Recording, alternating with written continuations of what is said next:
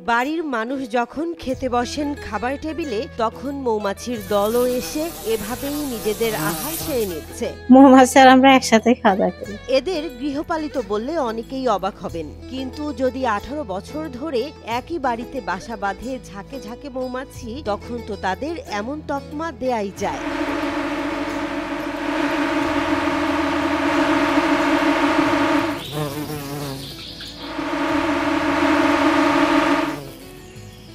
তবে মানুষের চেয়ে মৌমাছি ভালো। বাড়িতে ঢুকলেই মনে হতে পারে কোনো রাজমিস্ত্রি মৌমাছির চাকের আদলে কারুকাজ করেছেন। ঘরে ঢুকতেই ছাদের কার্নিশে, এমনকি ডাইনিং টেবিলের ওপরও চাক করেছে মৌমাছি। আল্লাহ পাকই জানে, এটা আমি বলতে পারবো না। বাবারটা অসুস্থ, এখন বর্তমানে তার ট্রিটমেন্ট চলছে।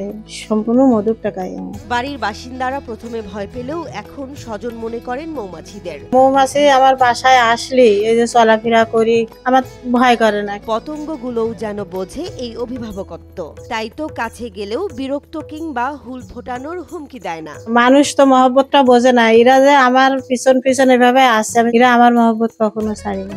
এরা মাহাজন চেনে।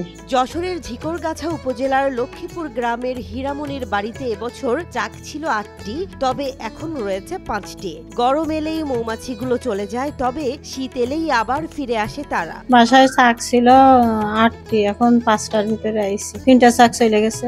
গরম যত পড়বে তত আস্তে আস্তে সব চলে যাবে। প্রত্যেক শীতের সিজনে আসে। এই চাক থেকেই মধু সংগ্রহ করে বছরে 2 থেকে 2.5 লাখ টাকা ইনকাম করেন হীরামণি। বছরে 2 লাখ 2.5 লাখ এরকম বিক্রি হয়। এতগুলো মৌমাছি বাড়ির কোনো মানুষকে কখনো কামড় দেয় না, বরং বাড়ির মানুষকে করেছে স্বাবলম্বী। মৌমাছিগুলো আসায় আমার অনেক উপকার হয়। প্রত্যেক বছর আসে, এগুলো বিক্রি করি, টাকা উপার্জন হয়, তাই এদের কাছে সংসার চালানো হয়। বাড়ির মালিক হীরামণি বলেন, মৌমাছি বাড়িতে এসে বসে, এটা আল্লাহর একটি নেয়ামত। এটা আমার আল্লাহর দান। আমি যদি এখন এই চাক বিক্রি করে দিই, তাহলে যদি আমার আর না আসে, এটা তো আমার নসিব থেকে ওইটাও যেতে পারে। মৌমাছির দল শুধু চোখে দেখে স্বস্তি আর বিস্ময়ই নয়, গুঞ্জনের অপার্থিব সুর বিমোহিত করে সবাইকে। যদি কেউ অর্ডার করে মোবাইলে, তাহলে আমি সুন্দরবন কুরিয়ার মাধ্যমে পাঠাই দিই।